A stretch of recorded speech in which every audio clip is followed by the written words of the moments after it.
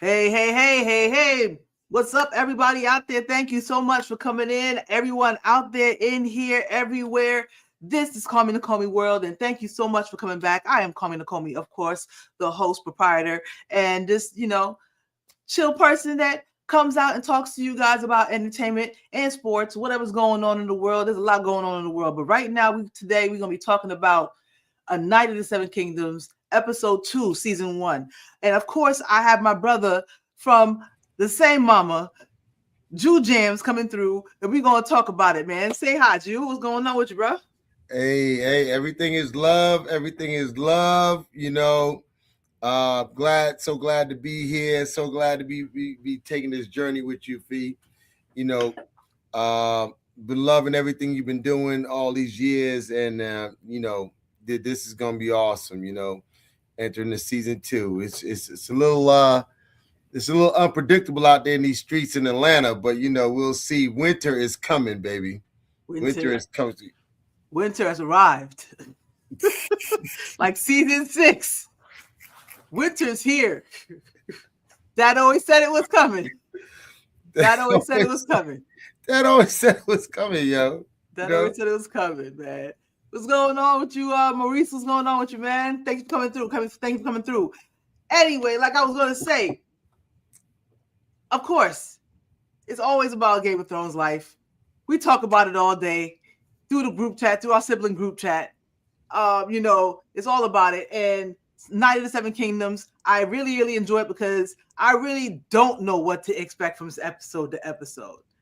It's not like when you was watching Game of Thrones and you knew, kind of what the plot is and what's going to go on with Rob and his battle and Tyrion and all that kind of stuff like that. I really enjoyed it because I really just sat down and just watched this episode 2 of season 1, and just tried to figure out, hey, so what's going on? What part of the story is this? And so I was glad that I could recognize different parts of what's going on in this episode. It was really enjoyable. So we're gonna get into the review. Before I get to ask what you thought about the episode. Before we go into a more detailed review, please go ahead and like, if you haven't done so before, please go ahead, like, comment, subscribe to the channel. If you catch it anywhere else, please go ahead and drop a like there. Please leave comments. Please interact with the live chat, man. We're here. We definitely will answer any questions you guys have, be it Game of Thrones, be it sports, be it be it House of Dragons. It's all about this is a safe place for Game of Thrones chat, plain and simple. And indeed, hey, it's all sports. Indeed. Like with my Wheel of Time coverage, it's all spoilers. I'm assuming that you guys have watched a Game of Thrones, the entire series by now. It's been like, how long has it been since the last episode of Game of Thrones came out, bro? I'm trying to remember. That like? I know. That was 08? That was 08 was the last one? Or was that 18? Nah. It had to be like 18 because I definitely was watching it when I was in New York. And then I was finishing it when I was here in Atlanta. Okay. It started in 08. Okay, and it went to 18. Okay, and then they dropped one once a year, and then they took that 2 years off or a year and a half off. Correct. And dropped one, and then they just wait again and drop the last one. Correct. Yeah. So long time. All right, so long time. Let's get into the show. Oh, so you tell me what did you think about the episode as a whole, real quick first? Not this is how'd you feel about it? How you feel about where they left off and where they picked back up? That like you said, Fee. I'm always going to speak from the assumption that everybody that's listening has seen at least most of Game of Thrones. Whether it's 1 through 8 or just 1 through 6 or whatever. And even those that were, that actually, went the distance and watched the 2 seasons of House of the Dragon. So I'm going to assume that, you have knowledge. So when I'm looking at it, I'm looking for the hidden eggs, the different houses that affected the Game of Thrones, that affected the House of Dragons, and I like that they're starting to introduce a lot of those different houses to the talking about a spectrum. little bit of the things that's kind of Right. happening around. Yeah. I wanted to there's one part in there that I'm just like, dang, I gotta rewatch that because I need to kind of see if I could point out what they were talking about in the play that they had in the show. So I was like, I need to go ahead and rewatch that when I get a chance. I'm sorry, I was being a little bit. I'm sorry for starting so late, guys. I apologize for that. That was on my half.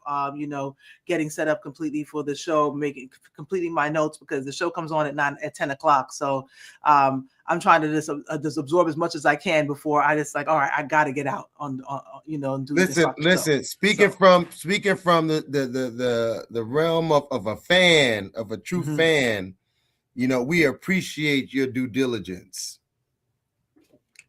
Hey, I'm gonna do what I can. I didn't want to just like I felt like the last episode. I just jotted down some notes, trying to take it real quick because I wanted to get on the show on time. And I'm just like, yeah, but half the time it's like you in a lecture hall and you trying to get the notes down, and when you go back to go and read and study, what the hell is that? Duncan? Pumpkin? What was I writing? What was I writing? I can't use none of this. I'm a fail. Yo, can I see your notes? Come on, son. We see your notes, man. All right, after you study, let me see your notes. I'm sorry, I was bugging on these notes. I don't know what the hell I wrote. Anyway, but yeah, my notes from last time, it was really just like it was chicken scratch, and I was like, let me try to see if I could do it a little better. And actually, took some typed out notes, and so we're gonna get into it. Please, come on, let's go on with it. All right, so and every once in a while, I might just go ahead and share little things on the screen just to kind of get a little bit of visuals of what we're talking about. And we still gonna play the little game Deja Vu. No doubt. Go ahead and bring it up if you ever have a chance, man. Hold on one second. I need to see something. If I could just cool. Hold on one second. All right, cool. All right, so what I was. Can I change? We're gonna get there when we get there. Anyway, my bad. All right, so episode 2. It's called Hard Salt Beef. Is the name of the episode. I don't know exactly why they named it that. Do you have any ideas why they named it that? Yeah, because it starts off. Well, they reference the salt beef in the beginning when Sir Duncan and Sir Arlen, the Hedge Knight from season 1, are going about their travels and eating salt beef under a tree. Right. And I think it's like okay. And towards the end they're gonna reference the salt beef again. But I think it's just referencing, him getting it from the mud. He's out there in the mud. It starts off with him trying to convince people that they know his former master, if you would. And he just really grinding. I think that's where the salt beef comes into play at. Take your time, Pastor, right there. That's a word in there somewhere, man. I'm right now, man. Listen, man. First of all, hard salt beef. When you said it, I thought about it, and I was like, oh, like that beef jerky they was eating at the end, because that's what I thought about it. I was like, oh, that's some beef jerky, and you was just like, get it. It's a metaphor for him trying to get it out the mud. And I'm just like, for real, basically. You know what I'm saying? Everybody else, all them lords and ladies is over there having pigeon pie and, eating some nice salt, some nice soft mutton, you know what I'm saying? And having some nice wine. The best that they could do is to water from the river and the stream and have some jerky, you know what I'm saying? Snap it to a Slim Jim. That's all they could basically, that's the best that they could hope for. But have the horses butchered for meat. Have the horses butchered for meat, you know what I'm saying? Plain and simple. And it's tough. and you got to chew on it for a while just to try to, you know what? And the only thing that can make this taste better, it's probably the only spice I could even afford. Me just get some salt on that joint real quick. You know what I'm saying? It's hard as hell right now, but this is all I got.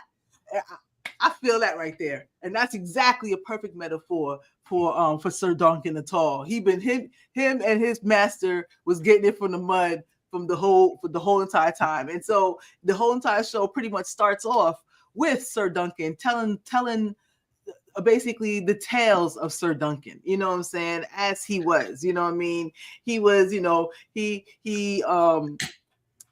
you know, basically showing some flashbacks of Sir Duncan as, you know, as he basically roamed the realm.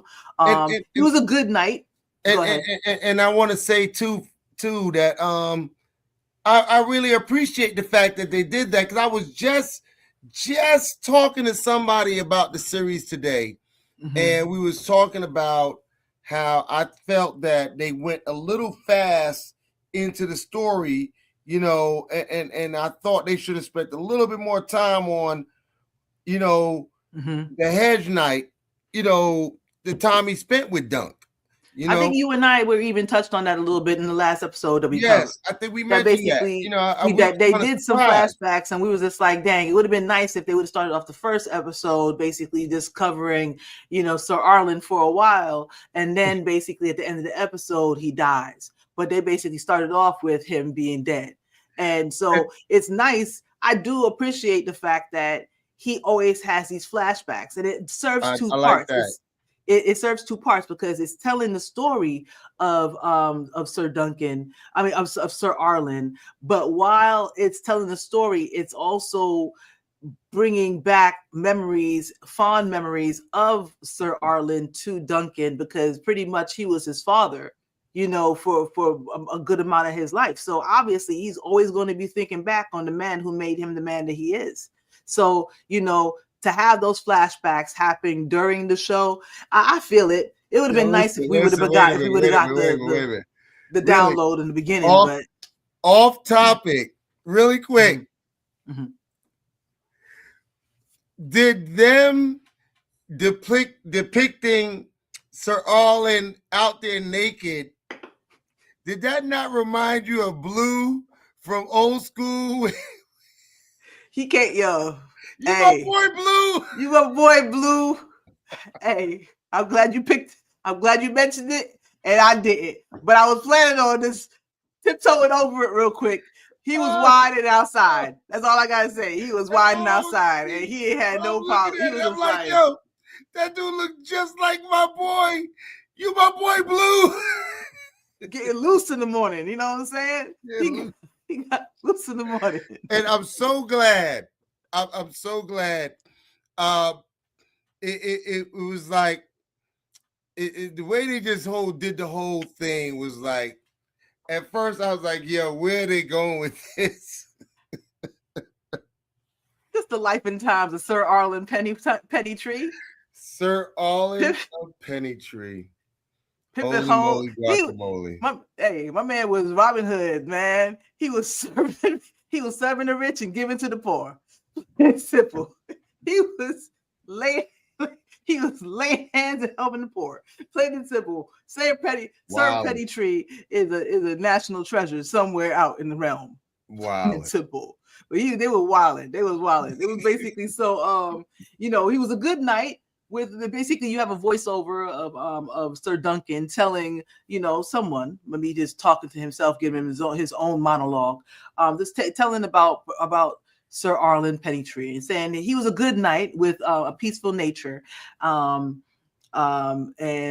basically, he woke up and walked outside of a house with a maid, still laid out inside, basically, but he seemed like a happy man. He had, but I did notice. The unhealed wound that he had on his arm. Correct. And I was wondering. I was like, is that what caused his death? Did he get because his health declined pretty much like right around, I guess, started to decline right around that time. Well, the fact that he was covering up a wound that big. Mm-hmm. Must have gave me all indications that he didn't plan on trying to go seek help. You know, Right. he was going to deja vu. What did that remind you of? The moment he was looking at his arm. First thing that comes to mind is Sir Jorah Mormont when he got grayscale and he was just trying to say he was just trying to serve his queen, Daenerys Targaryen, when she told him, you know, to leave, and he basically left and came back with a gift with Tyrion Lannister, and still refused to basically you know, not try to get back close to her until she basically ordered him to go heal himself and come back to him. And that's exactly what he did. He was gonna die doing what he was supposed to do. I love how the cameraman just say, you know what? Why reinvent the wheel? That shot was epic for Ser Jorah. Let's go ahead and let the old man run it. The shot was epic. Right hand, same thing, even with the little bandage around it. Trying to a little bandage, covering it up. It wasn't covering nothing. It was they recreated a born again that scene, yo. Ser Jorah, a born again honorable man. Yes, yes, indeed. Yes, he was a born again honorable man. So I could see maybe, you know, Sir Arlen basically might have been like, you know what, either A, it's probably going to be hard for me to get help with this wound if anything can be done. B, you know what, it'll probably heal. It ain't nothing. It's a flesh wound. You know what I'm saying? Or C, he was like, I'm about to go out. Let me just ride it out and see how this go. I think it was. I'll take door number. I'll take door letter C. Yeah, C. I'll take C. I'm gonna go out on my saddle, brother. I'll take C. Rock it to the wheel. I'm gonna rock it to the hoofs fall off. Yeah, indeed. I'm gonna rock it to the hoofs fall off, man.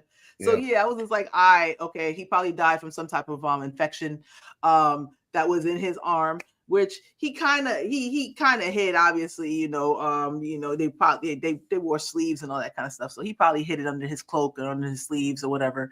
And maybe with that being said, so unfortunately he probably hid that from Dunk the whole time. And so when it was a shock to him, even though he probably, I mean, the one scene that they showed with him basically showing Dunk how to fight, Dunk was a little big. I don't know. I mean, I'm sure they showed him some stuff when he was younger, but Dunk was a little big when he was really trying to, he was really going at him.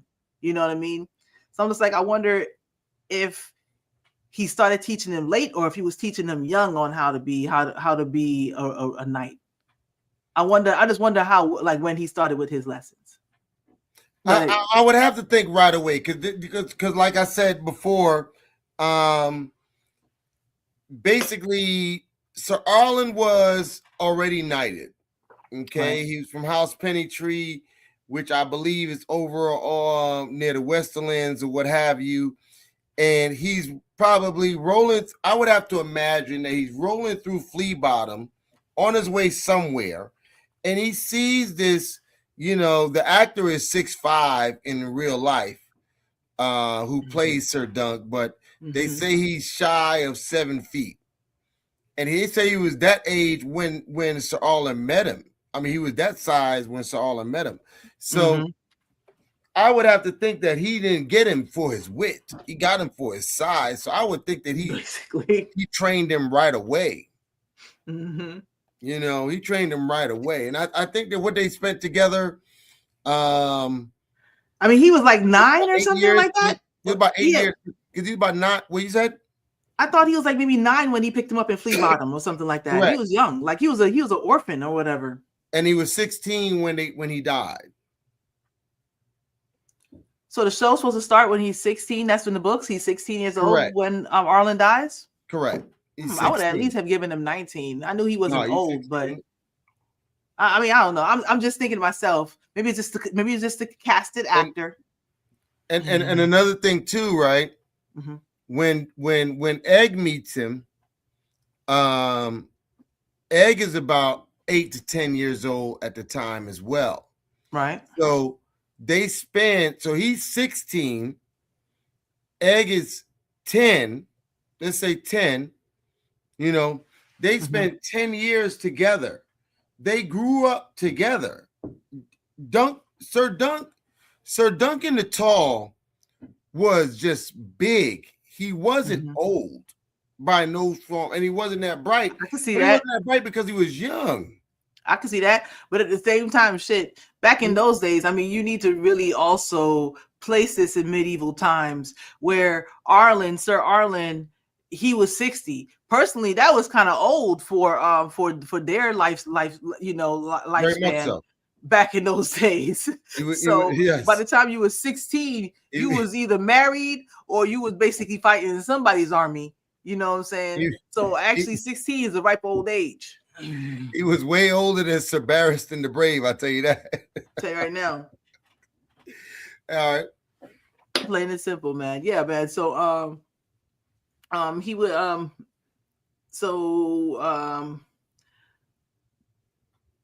he basically, Dunk was saying that he fought in many wars, but he didn't really have any enemies. He served everyone, giving money to the needy also. And he fought in many battles, you know what I mean, over the years. And he always knew what was expected of him and never complained about it. You know, he knew his place as a hedge knight. He wasn't one of those who basically was just like, you know, thought something else was owed to him or anything like that. Basically, he knew his place, but he basically did it because that was what he was supposed to do. He was a fierce fighter who loved the life of being a hedge knight and taught Dunk how to fight. That was basically, you know, Dunk just kind of introducing him while they were doing these flashbacks of Sir Arlen. Of course, this is more, I think, a little bit. When I think of trying to place that type of knight in Game of Thrones, the first person, which is interesting, that I could come up with is pretty much Brienne of Tarth.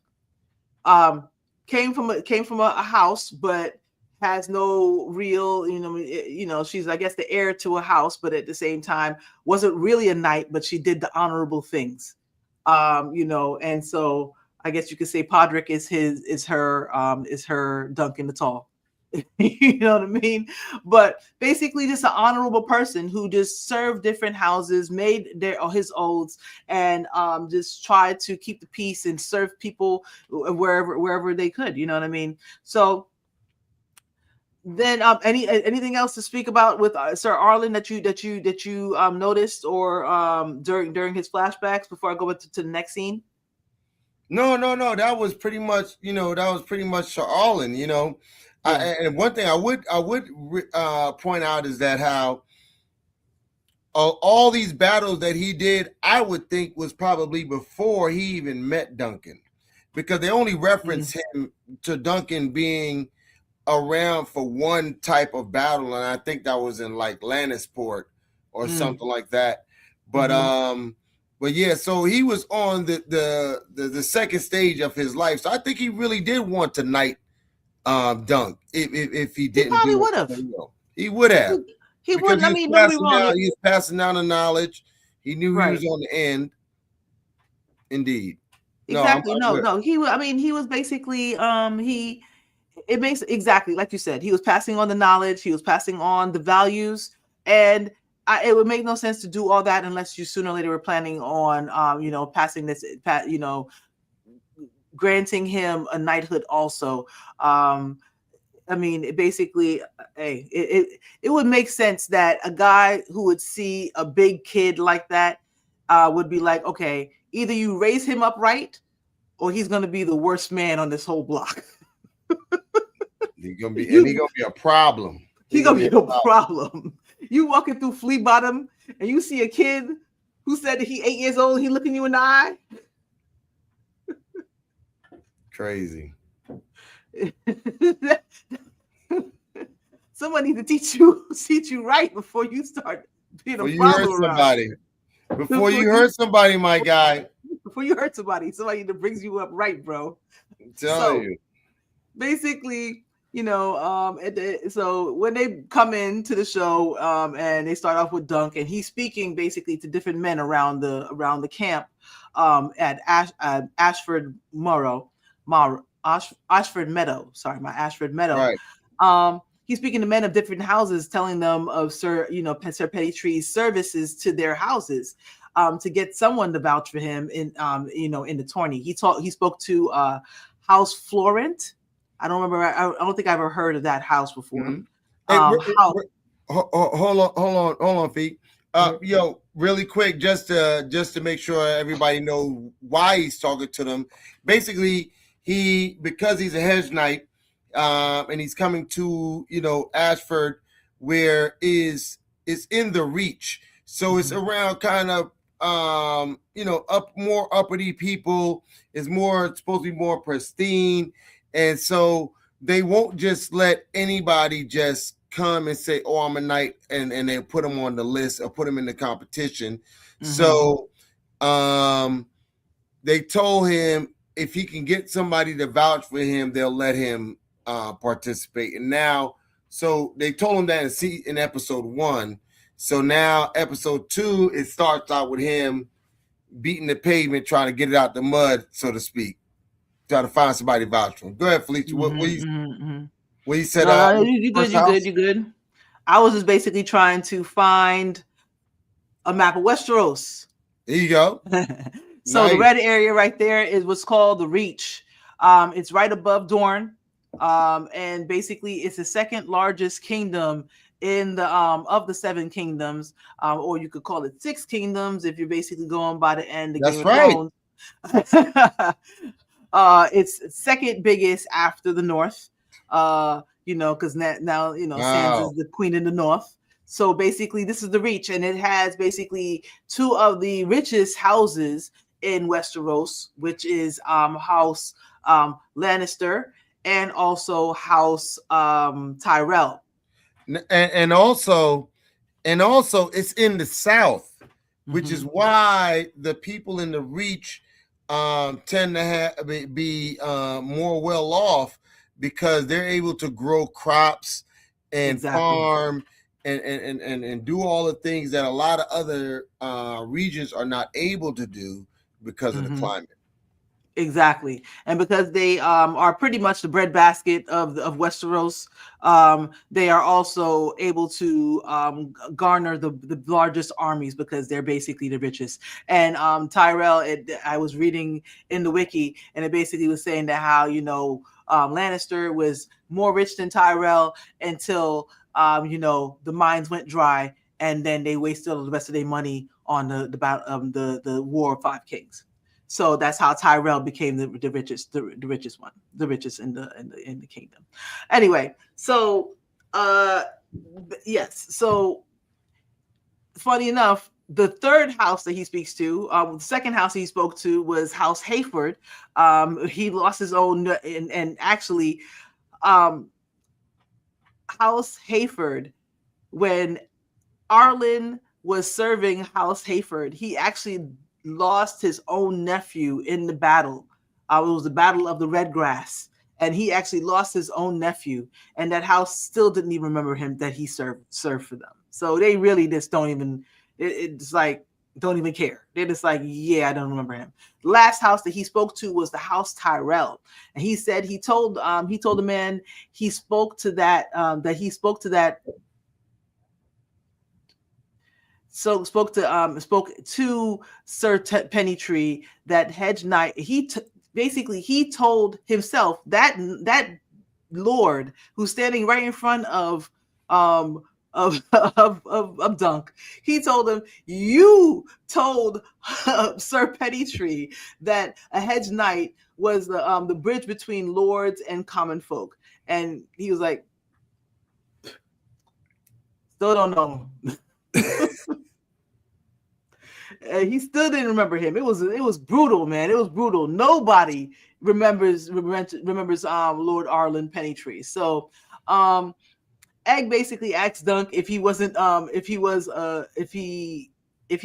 good knight, basically if Arlen wasn't a good knight, because he's like, how don't nobody know this man? Right? Was he any good? You know what I'm saying? Was he any good? I mean, It's rough for his night, man. And nobody he's saw him dribble the old. ball on the court. Nobody seen him on the court. No. And he's old. So Did he it's put not up any like shots? it's not like he's like Sir Arlen is walking around. He's 20 years old. He's Yeah, like he's an old man too. 60, That makes 70 sense years too. old. He was doing his real thug thistle back in the day. I mean, you know, now he's 60. I mean, shoot, Right. ARP. So he said, remember, because no one remembers him. Egg said what?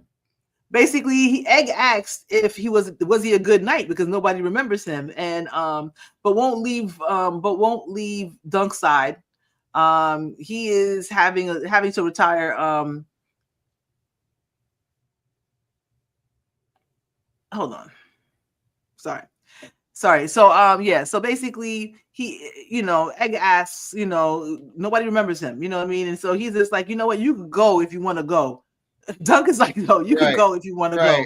But Egg is just like, yo, I feel so bad for you because you keep on having to relive your master's death, man. I can't leave you like this. That's rough. I can't leave you like this.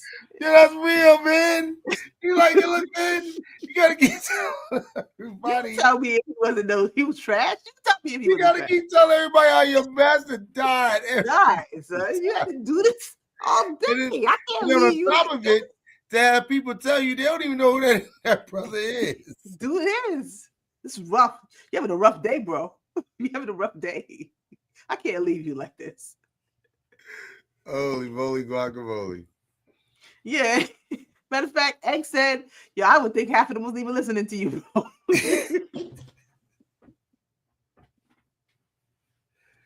That's wild, son. That's wild. He was like, I don't know if they were even listening to you, man. For real.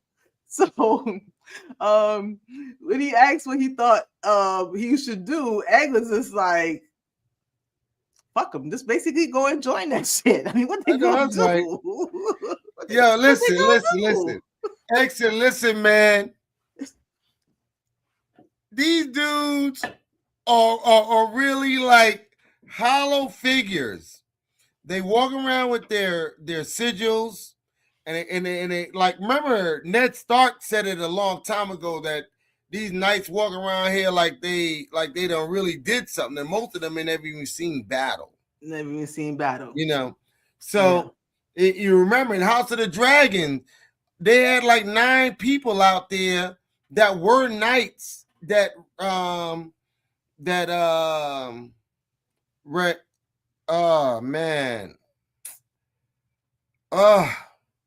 Viserys' daughter, Rhaena.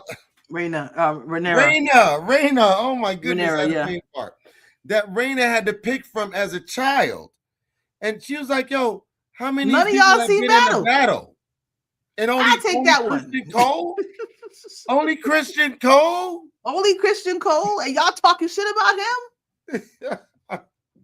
Come on, that's how it was, man. That's how it was, man.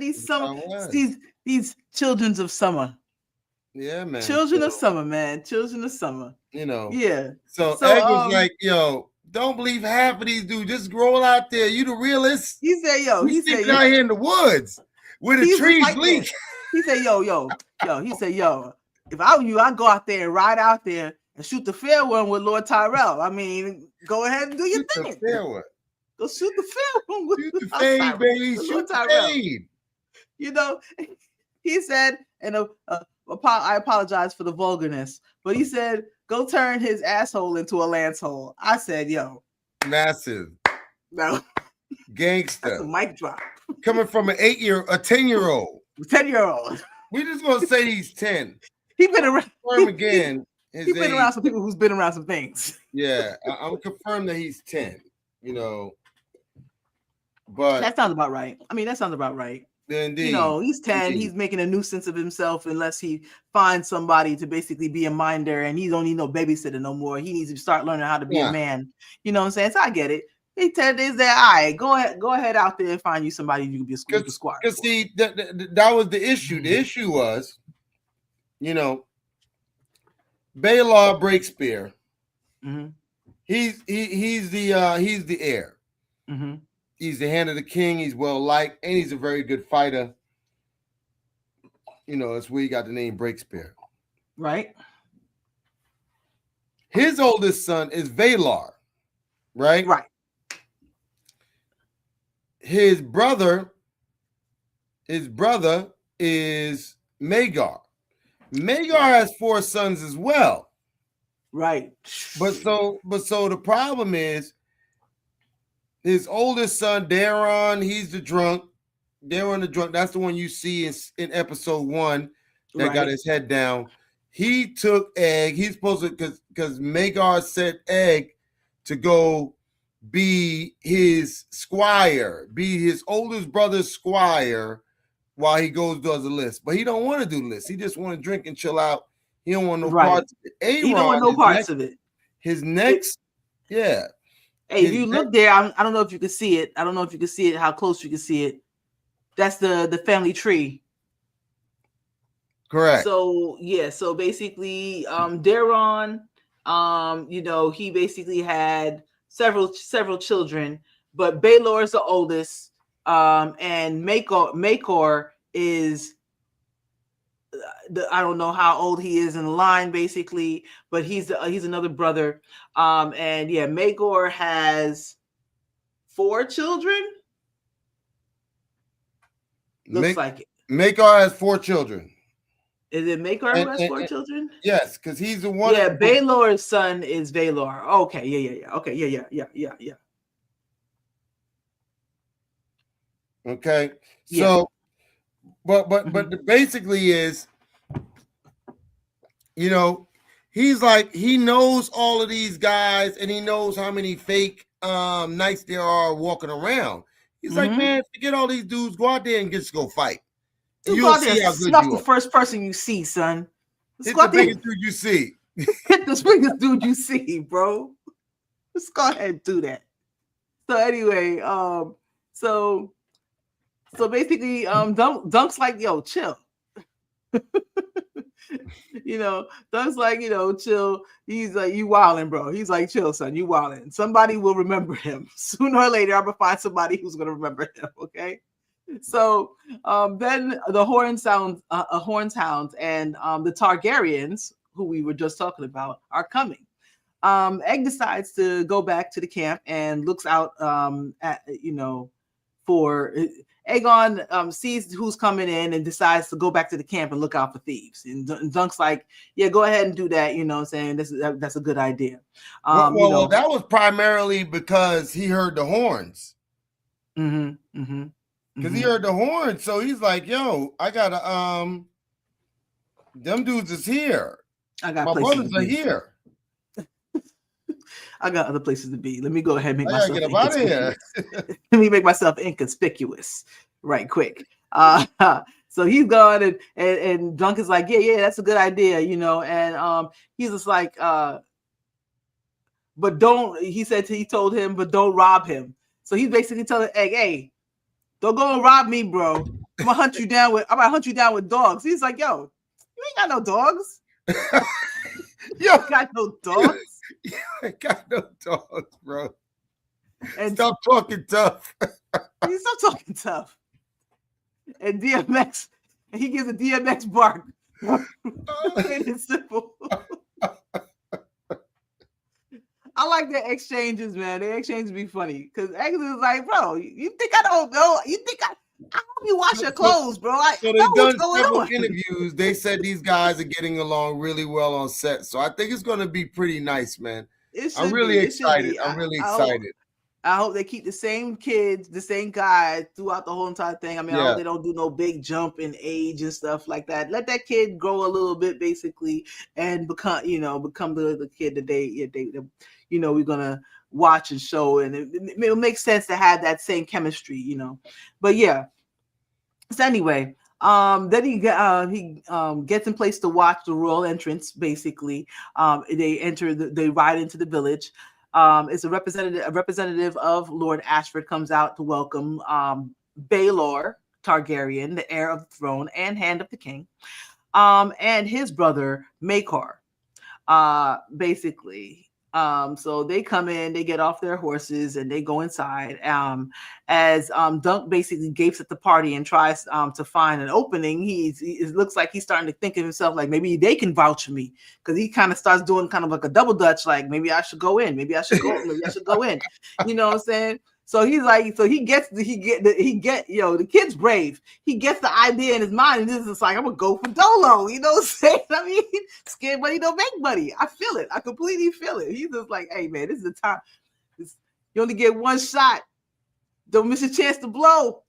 Don't miss your chance to blow, baby. Chance to blow, baby. You got to get in there. And he went for it. And I'm so proud of him because he got all the way into the.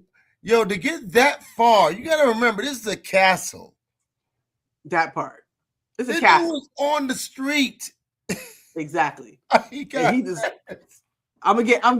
All right. So basically, he is approached by a young rider, basically with silver hair, as he's just watching and gawking at the whole entire scene. Everybody riding in. This kid with silver hair comes in, and he thinks that Dunk is a stable boy. So he's just like, "Can you take my horse in?" And he's like, "I'm not a stable boy, my lord." And he's just like, "All right, well, tell me where the bitch is at." He's just like, I don't serve at the inn either, my lord. So he's just like, what the hell are you here for? So he basically gets off and leaves, and Dunk sees them having a hard time with the horse, so he goes in and helps basically bring the horse into the stable anyway. And the silver-haired boy is who? Aerion Targaryen. Okay, I was trying to figure out which one was which one was the drunk and which one wasn't. So Maekar had the 4 sons. He had a lot of kids, bro. Maekar had Darion, the oldest boy. He had some other daughters in there too, but as far as the sons are concerned, yeah, because the biggest thing was Darion.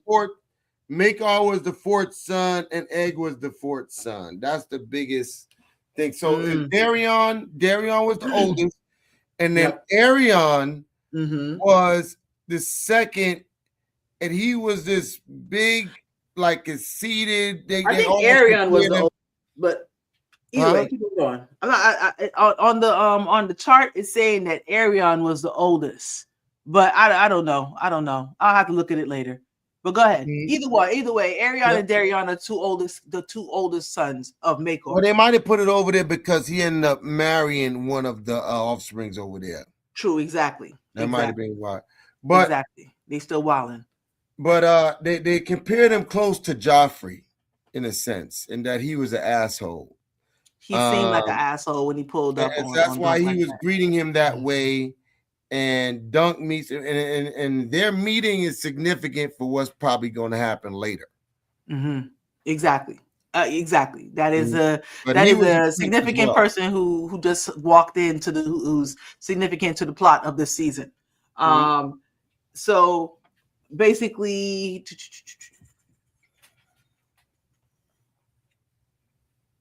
okay. So yeah, I didn't see that's the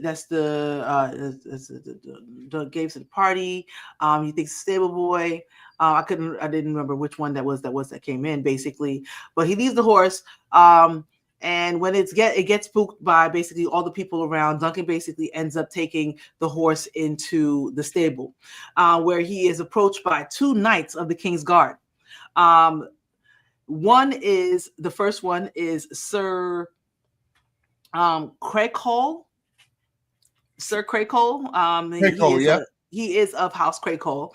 Wants to know where is the good place for him to, let's just say, ease his body. And so basically Dunk is just like, there is none. He decides to walk away. He said, where's a good place for me to take a crap? Pretty much. And Dunk said there isn't one. That's gotta be a rough place, bro. This ain't what you thought you could, like, I mean, yeah, that's rough. Why are you asking me? That's the question that I'd be like, do I look like I should basically be able to tell you that? I don't know. Anyway, so yeah, he wanders off. So he wanders off. Now remember, Crackhole is the same person that Tyrion talked about after he married Sansa, Mm. and he was saying, so William Krakois, that Krakow. they was making fun of him because he was a dwarf married to the Stark. I remember he said he was going to get them back later in life, but that was the same thing. Okay, I'm gonna have to go back and watch that because I probably just saw that a couple weeks ago or like last week sometime. I just finished another rewatch of Game of Thrones, and I know this. I know the part you're talking about where they make a joke and Tyrion starts rattling off their names like he's Arya, adding people to her list. And he said 2 people's names, and then even Sansa started remembering the names. I'm gonna have to go back and look and try to find that because, okay, good. That's awesome. That's awesome that you found that you picked that up. That's awesome.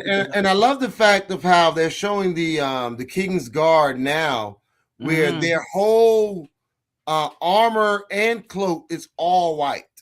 Right. Because in the books back then, that's how there was. They armor, everything was white.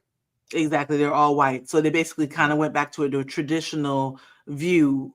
You know, it's so interesting to watch the King's Guard as they change from Baratheon all the way to Cersei, and they basically go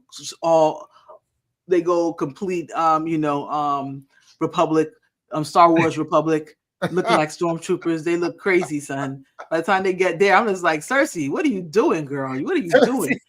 Anyway, Cersei's just that like, was the craziest looking King's Guard there was. This is King's Guard Couture. That's what the hell that was. That's what that was. Insane. They look good though. They look good though. But anyway, the other knight that was there, his name was Sir Donald of Dunkendale. And he tells Sir Duncan to excuse Sir Crackall because he's highborn. And they're just jerks. It is what it is. And he asks where Duncan's from. And Duncan's like a faceless man. He says, from nowhere. So Duncan's surprised to find out that Donald is actually says that he was born a nobody too.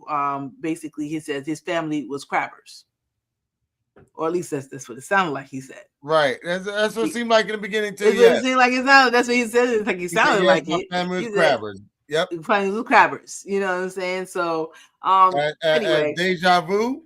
Exactly. Deja vu. Deja vu. Are you talking about the Onion Knight? The Onion Knight. That's all right.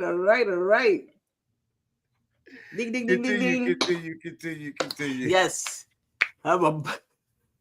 He had a billion ways until saying that he wasn't shit. He has a billion ways of saying that he wasn't shit. I have to rewatch it. It basically come up with all the times when the Onion Knight was just like, I'm a from flea bottom. I mean, it was anyway, crazy. All right, so let's move along. Basically, Dunk seeing the door open, in the castle, Dunk decided to be like Ezel from Friday and was like, fuck it. And then when inside that door, bro, he was just like, yo, I'm getting inside that castle. I'm getting inside that. And then he want me in there. They shouldn't have left the door open. Because everybody that told me no. This is my last shot. It's my last shot. I gotta have him today. Last shot. I need to have him today.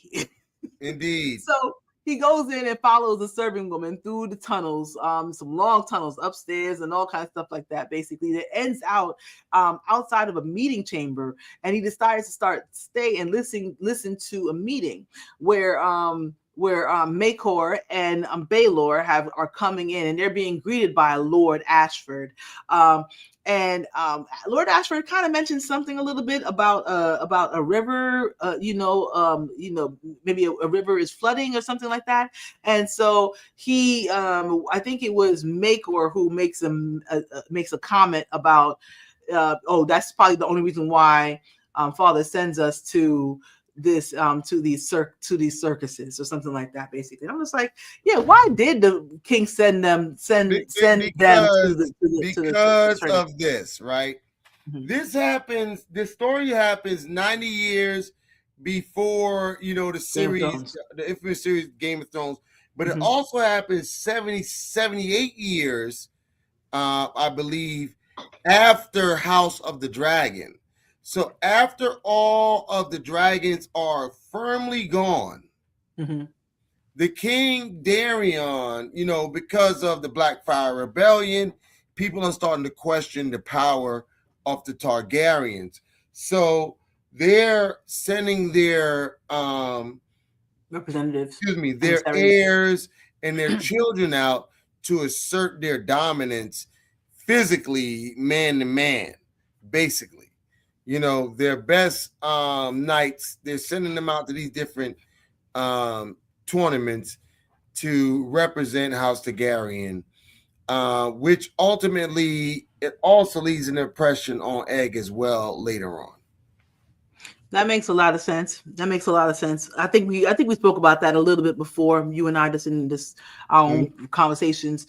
But that makes a lot of sense. Basically, that they don't have dragons to fly around on, but they still have the crown. And so, just so y'all don't think that we gone, there's a whole lot of us, and we can all fight. That our strength is gone. They knew they was there, but they didn't know how strong they were. That's why, you know, then here come the Blackfire from over Essos.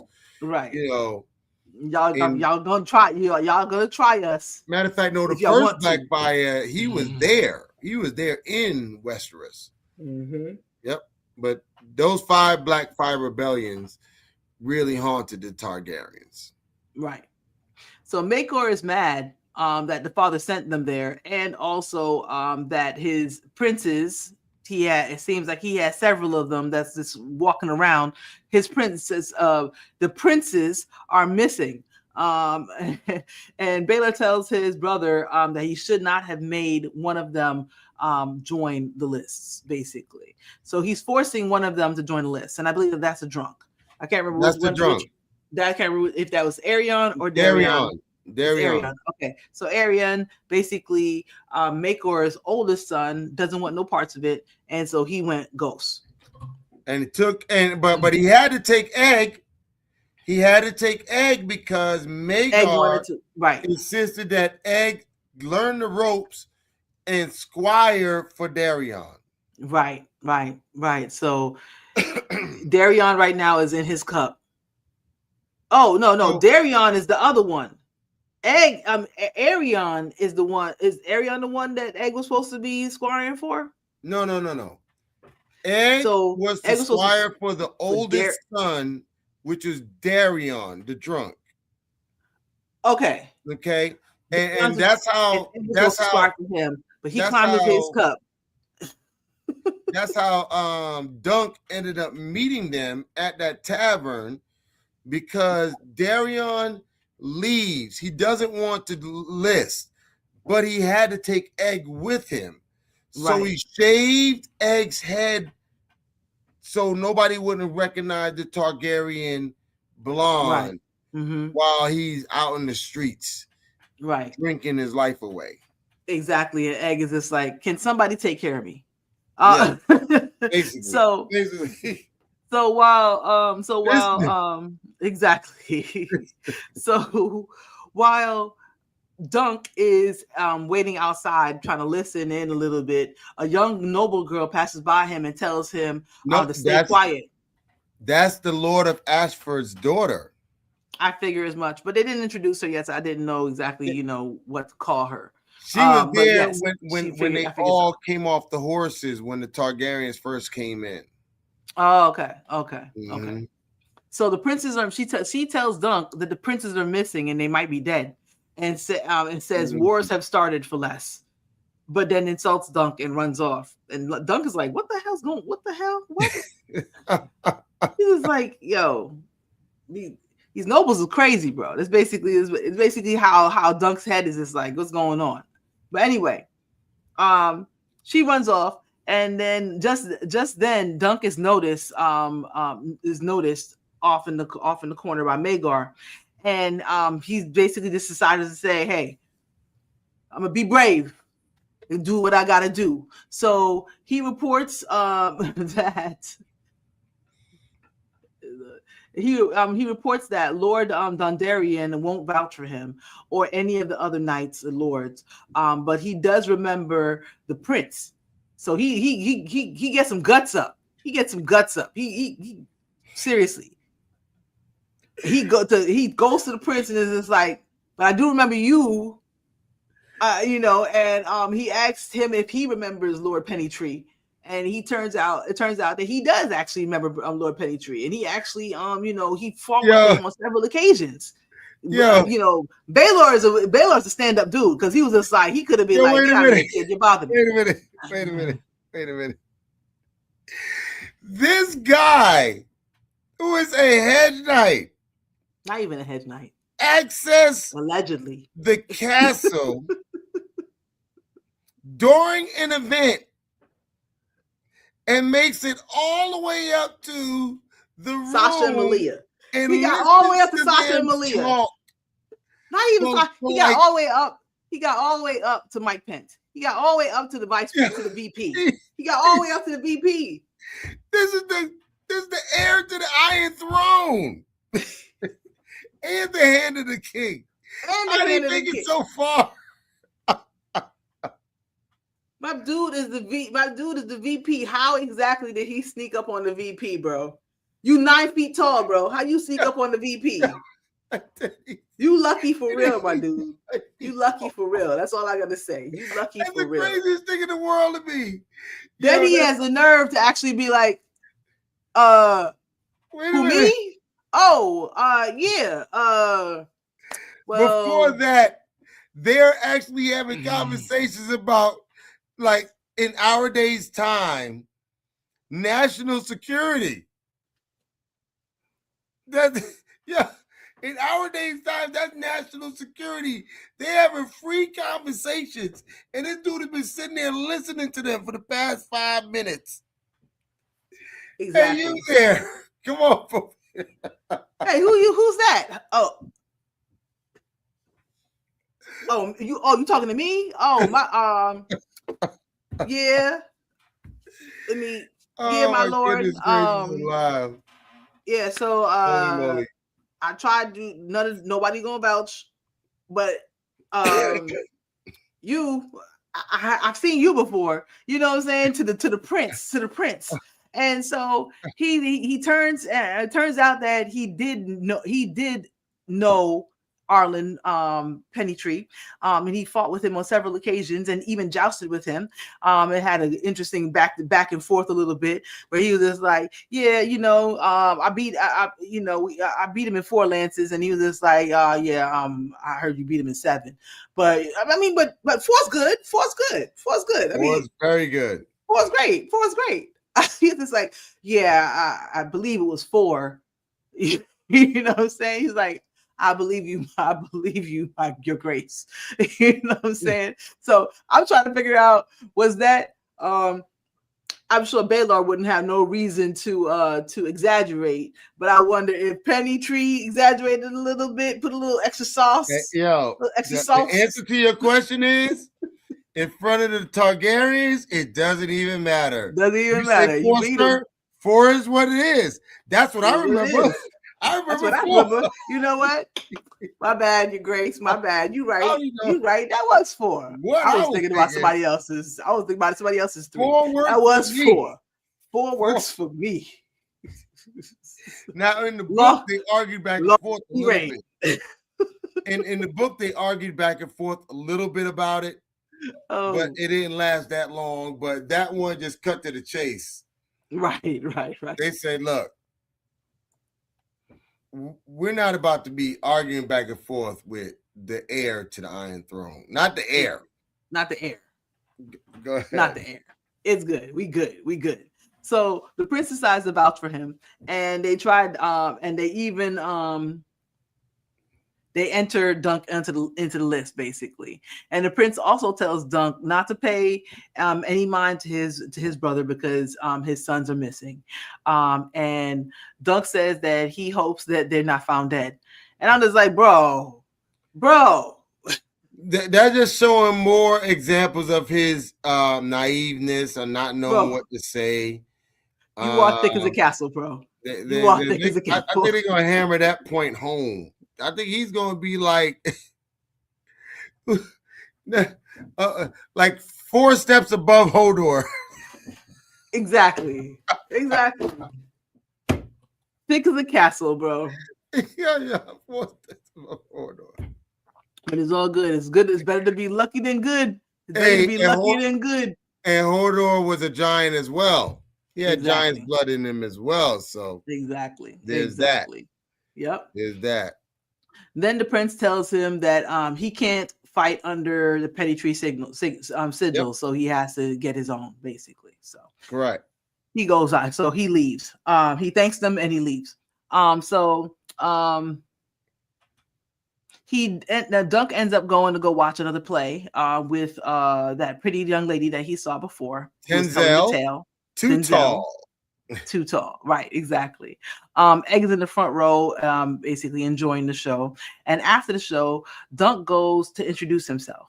You know what I'm saying? He put on a little bit of game. He goes in, you know what I'm saying? He tips the lady once for today, once for yesterday, because you know you did really good yesterday. I appreciate that was smooth, wasn't it? That was smooth. I peeped that. That had nothing to do with nothing. I like that they threw that in there. That had nothing to do with nothing. Like, yesterday. Okay. You know what I'm saying? So I basically asked Riz, her, as they would say today. They say Riz. The kids say today. Riz. Riz. So basically Egg goes and asks her, you know, about the puppets. And it was just like, how, you know, the puppets got, you know, he likes the puppets. And she said that she painted them herself. So Dunk asks her if she could paint something for him. And so you know, he wants her to paint his sigil on his shield, on the shield. My bad. Yeah, my brain is blacked out real quick. Yeah, so he said he wants the background to be the color of a sunset. Because the old man likes sunsets. Because the old man likes sunsets. Egg adds in that it should be an elm tree with you know, brown tree with green brown branches. And then Dunk adds suggests that you to finish it off to put a shooting star on it. And I was just like, that's exactly what it's supposed to look like. And the shooting stars, because at the end of as you know, in episode 1, they see a shooting star. And you know, says it's lucky, and he finds it lucky. Yep, exactly. So he then introduces himself, and she also introduces herself as Tenzel, and she says that the boys used to call her Tenzel Too Tall, which she found interesting because of the fact that he introduced himself as Duncan the Tall. So basically, and they both were, you know, had a little bit of tall. They had a little bit of height to them, and they would make an intrigue. I think that they would make an intriguing pair. It would be Tormund, exactly what Tormund Giantsbane was trying to do with Brienne. He said they would make baby giants who would take over the world. I love Tormund Giantsbane. I would love to see the two of them together outside of the tent, just to see what they look like standing up next to each other. I tell you, bro, it was this. Anyway, so they wait outside and talk for a little bit while there is a tug of war match going on in front of them on the field. And Dunk wants to know if he handled that interaction with the girl well. And Egg says, you know, at least you have something in common, basically. And so then asks if he could be, then Egg asks Dunk if he thinks he'd be a good knight. And he's worried because basically he's too small. And Dunk's like, don't worry about that. You're gonna grow. And he says, people call me stupid. Right. Right. Right. And he's like, okay, why do you handle it? How do you handle it, my dude? I handle it the way I handle it, man. Mind your own business, bro. Wait a minute. That don't help me, bro. I just told you that people say I'm puny And you said, well, people say I'm stupid. Okay. But what do you do with that?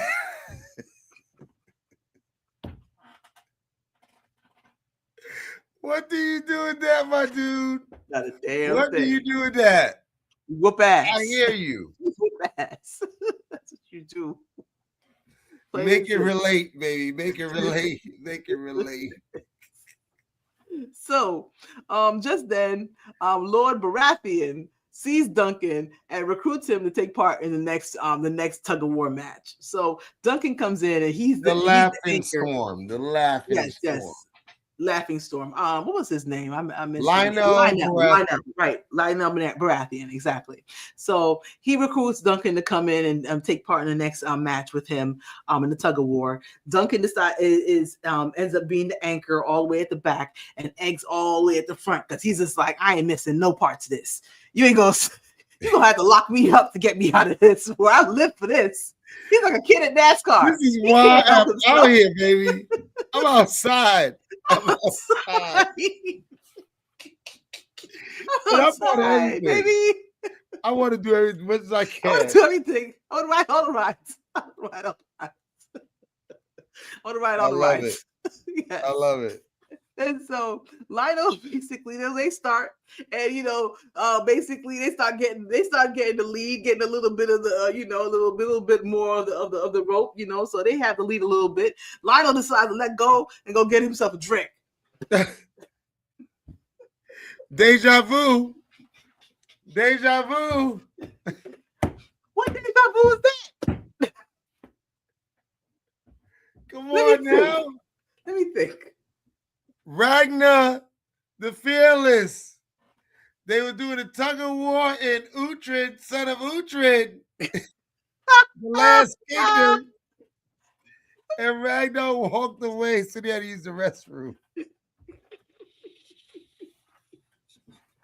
Oh, the exact now you're gonna have me watch thing. The last. Man, now you're gonna have have me watch the last. Man, come on. All right, we'll get back to that's that. That's gonna be my next rewatch, bro. Go ahead.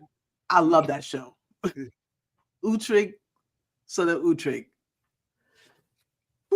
When Uhtred he broke away, and he got sent.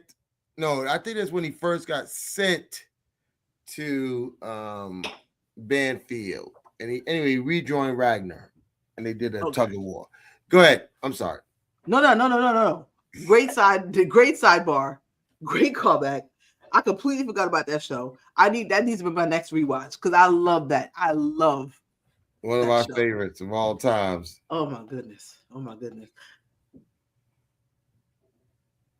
It's called The Last Kingdom. The Last Kingdom. Okay, just making sure.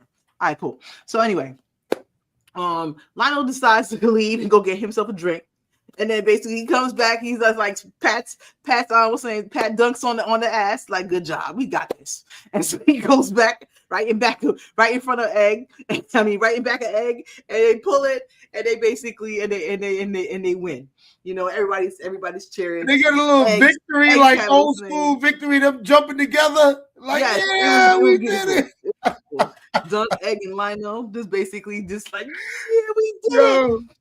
So that was a little commercial for me, but I'll take it. I'll take it, man. I'll take it. Why? Because Lionel's a good time, son.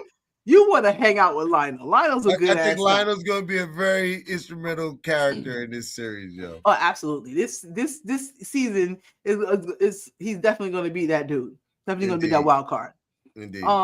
So Duncan finds later on that night, basically, Duncan finds an armorer and questions him about purchasing a set of armor, basically in his size, because he has some others that don't fit him, basically. And this guy's like, all right, cool. I mean, I got all kind of armor, none of that fancy foolishness, gold and stuff like that. You don't need no, that kind of fancy grill. I got you with a cool ass grill, you know what I'm saying? Take care of the top.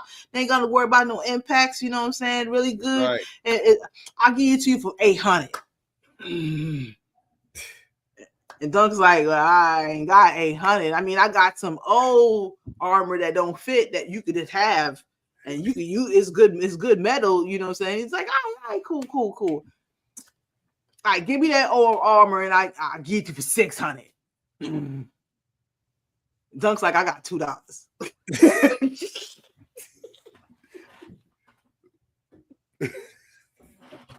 I got $2 and the armor. Dude is like, I'll let you run it for a day. I'll let you run it for a day. How about that? 1 day. In your armor. And the old armor. 1 day and the old armor. Oh, mercy, yo. And he's just like, and he gave him the horse, though. He was just like, yo, so he was just like, yo, but I got you though. I got you. I'm gonna get you. I'm gonna pay for all the rest of it basically after I win this. And he's like, yeah, just bring back the rental. So the horse. Bring back the rental, baby. Just bring back the rental. Give me the deposit. You gotta lay down a deposit on this shit. Bring back the rental. So yeah, a little bit later, and he decides to agree with it because he feels sorry for Dunk. You know what I'm saying? So tell me, why exactly did he sell the horse? I was trying to figure out exactly what exactly that money was going to. From the books, basically, he was selling the horse anyway for the armor in the books. So I guess they added that to the show to explain why they would only have 2 horses, which will later play out later on in the first book, man. But in the book, he does sell the horse. So I guess they wanted to attach that. That whole,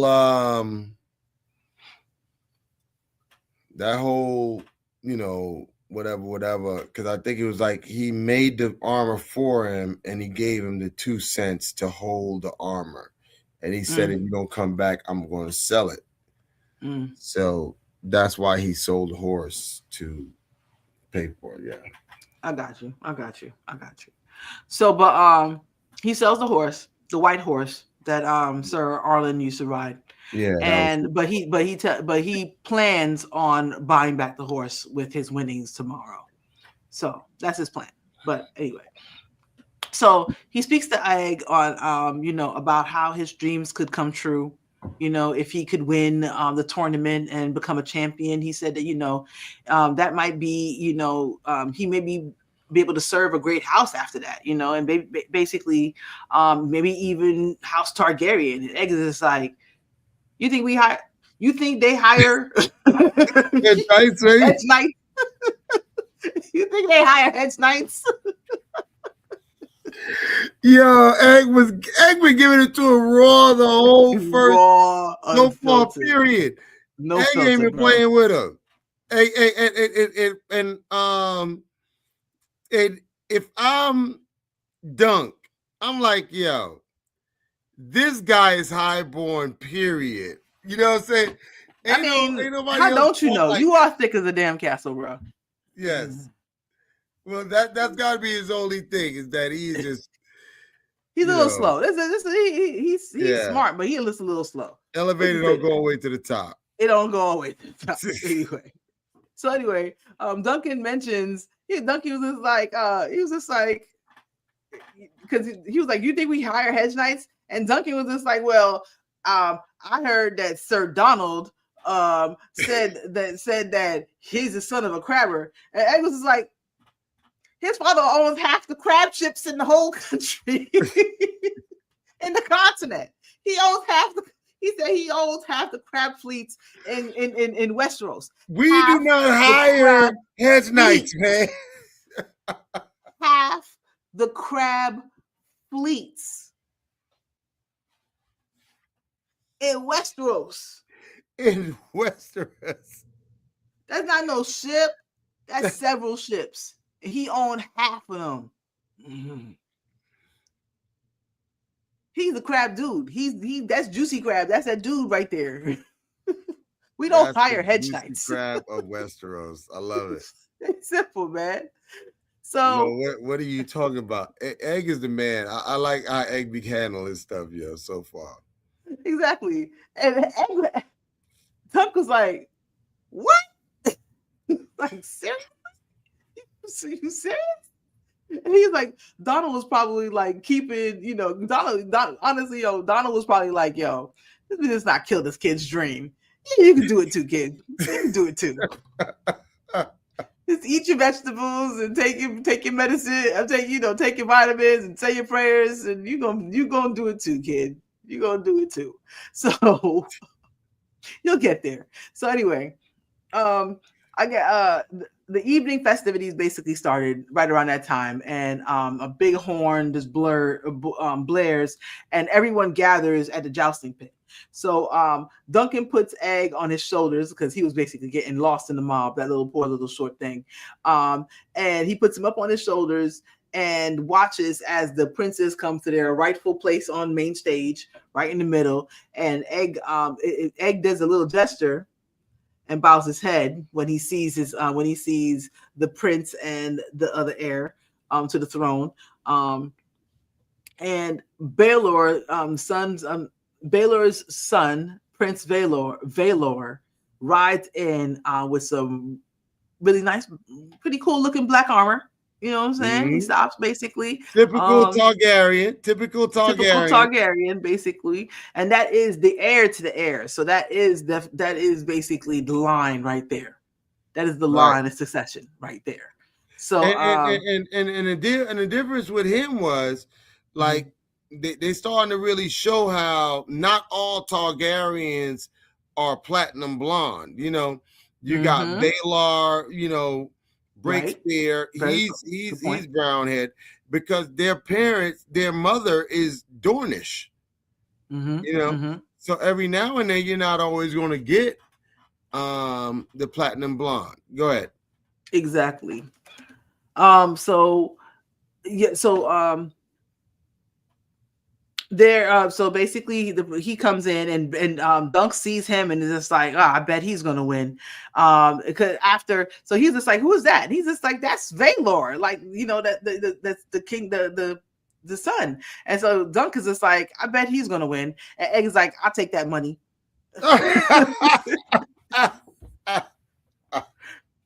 But I feel both of them. Of them because Egg is like, I know that dude. He can't joust the shit. Egg was saying, I'll take that bet. Basically, I'll take that bet. So, but Dunk was just like, man, listen, that's the son. That's the king's grandson. Ain't nobody gonna touch him. Ain't nobody really trying to ring his bell. I love Egg, yo. I feel both of them. I love Egg. Egg's gonna be my dude. It's gonna be my dude right there. Plain and simple, bro. And so a heckler, basically, right before they start, a heckler, heckles. He's obviously loved by his people.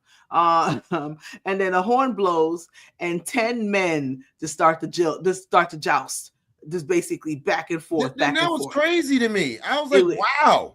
It was unnecessary risk. Plain and simple, bro. Wow. People was falling, and they have to die for their lives because another horse is coming in, and then that dude has to die. Two horses in a single lane going the opposite directions, full speed ahead. And that was going on 5 lanes like that. And you wonder how Sir Arlen made it to 60. Because these people must have been dying in their 40s. Easy money. I put money on that. Ain't nobody lived to 50 back in those days. None of them. Word is born. You had to be a rich person like I king. Thought that was the craziest. I was like, where did that this was like this is I'm reckless. like going back, like, is this in the book? What's going on here? I'm like, this looks reckless. I mean, I know how this book's supposed to end, but at the same time, I'm like, this looks reckless. Who's supposed to walk out of here? Anyway, so the crowd goes wild. They're basically they can't wait to see it. It's like I said, it's like a NASCAR. What's the name? Very intense. They're going back and forth. The crowd's waiting for the crash. Egg's on top, like he's having the time of his life. Then he basically starts to look at his hands. It's almost like he was looking at the other squires, and he starts looking at himself, and it's almost like he started to doubt himself a little bit. And I thought that was interesting. And right then he had Dunk take him off of his shoulders, because I guess because he didn't want he's not a kid. He's just small, but he's not a kid. So I guess he felt like he can't be treated like a kid no more. He doesn't want to be treated like a kid. So he basically had him put him down in front of him, but he still enjoyed himself as he basically watched. And I think when he was looking at the other squires, it was kind of unnerving him a little bit about, if I'm a squire, I might have to be in the middle of that kind of thing. And am I ready for that kind of thing? And I might have been like, why he also was like, yo, put me down. That part. Completely agree with that. Not big enough yet. Exactly. It's many. I like the way that they're approaching the growth of both of these young men, Dunk and Egg, basically, and their transition of how they're basically, the circumstances are making them think and take stock of their lives and how they're going to approach their future. You know what I mean? So I really appreciate like the different things that they're bringing into the question, without all the dialogue of Game of Thrones, basically. Bless you. Bless you. So at the same time, while Egg is contemplating what's going on, Dunk is, looks on at everything that's going on. And it seems like he almost has an anxiety attack himself. He starts watching it, and he realizes how close he is to doing, what he's always wanted to do. Real work. How close is real work? It's getting close. It's tomorrow, son. On the morrow. Getting close. It's getting close. I'm telling you. So basically he starts to have a little bit, little jitters, basically, and starts to contemplate the whole situation. It's so close to doing what it was that he's always wanted to do, fulfilling his dream. It's so close he could taste it. And, it scares him. And that's a good thing. And for both of them. So I think it was a very interesting part. And, so later on that night, basically Egg is still living in all that energy, fighting the Black Fire Rebellion right there in the camp. You know what I'm saying? And he basically realizes that Dunk has lost, is lost in his thoughts for a bit. And he asks him, he's just like, he asks him what's wrong. And so he talks about Sir Arlen. And he says that how he wasn't great with the sword or lance, and he was honorable, but he was honorable. But basically he was honorable, but he wasn't a great man either. He did regular man things, regular people things, basically. But in his 60 years, he never won a tournament and ended up dying on the side of a road. You know what I'm saying? And so Duncan just thinks to himself, Sir Arlen, he actually was from a house. He was a knight. If he lived all that life and he ended up dying in the mud on the side of the road, what the hell chance do I got? That's a vicious take. That was a real talk. That's a real take right there.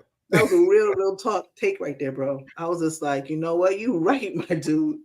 But we from New York, concrete jungles where dreams are made of, babe. So you have to have that kind of belief in you that my man comes up with next. I mean, it was just like he's like, I ain't nothing, I ain't come from nothing. You know what I'm saying? My mama wasn't shit, my daddy wasn't shit. He basically was telling you, bro.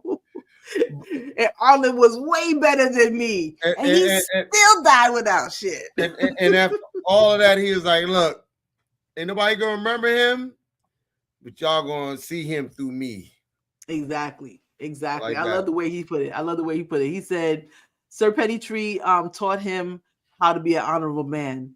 And he basically he will have a legacy.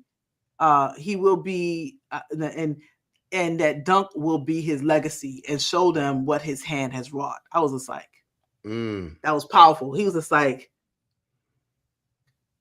they gonna catch these. They wait till they get a load of me tomorrow, basically. Why? Because I can't lose. I can't lose.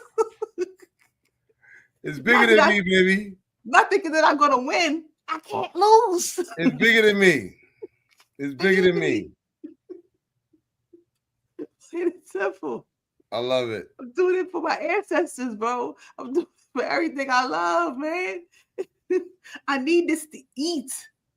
You know what it's like when you gotta do something to eat? What? So that was a very, very powerful scene, and it was the powerful ending of that episode. So, what did you think of the episode, my brother? You know, I like how they was linking the different houses together, making you be able to see more and more players that are in the game. I like that they continue to keep building on the characters of Dunk and Egg, and and then they're showing more and more of themselves, even though it's two different spectrums. Like Egg is showing more of his intelligence, and Dunk is showing more how dumb he is. But it's not like he went to school or anything like that. So he's from the school of hard knocks, basically. That part. And I like the Targaryens starting to jump in, and you're starting to see who are the players within. Build out the world. Right. Do you think we're going to see the king? Did the king show up in the book?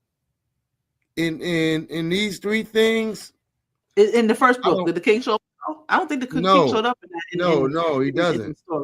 So yeah, I don't think the king's going to show up. But at the same time, Baelor is supposed to be there as a representative of the royal house, and basically, part of the festivities along with the king. So along with the kids, I don't think the king comes out there. Basically, did you have anything else to mention? No. Before I say okay, so yeah, so I think that I like the world building that they're doing right now. As far as introducing more of the houses, more of the expected festivities, because they didn't really show a full tourney at in Game of Thrones. They didn't even show the melee. They basically just showed the jousting in Game of Thrones. So basically, I like the world building that they're doing with the introducing us to the different houses, different people, different types of people. I love how they're building out Egg and Dunk's characters separately. You know what I mean? So you're starting to learn and become invested in them. I can relate to Dunk in different ways. You know what I'm saying? And I could see the perspective of Egg and how this is going to be a valuable experience for him.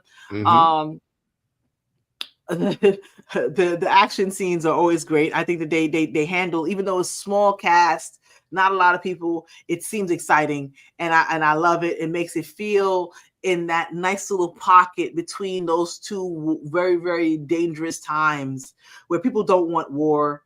They just want parties and revelry and a little bit of danger, but nothing too dangerous. You don't gotta die jousting.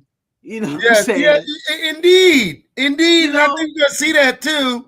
The amount of battles that actually took place and people actually didn't die.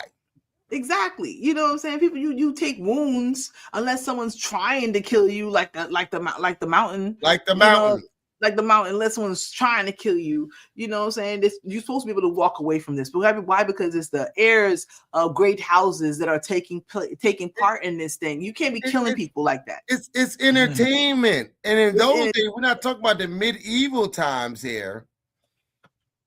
And it was semi-civilized. Exactly. And it's interesting you say that about basically the Targaryens sending their houses out there.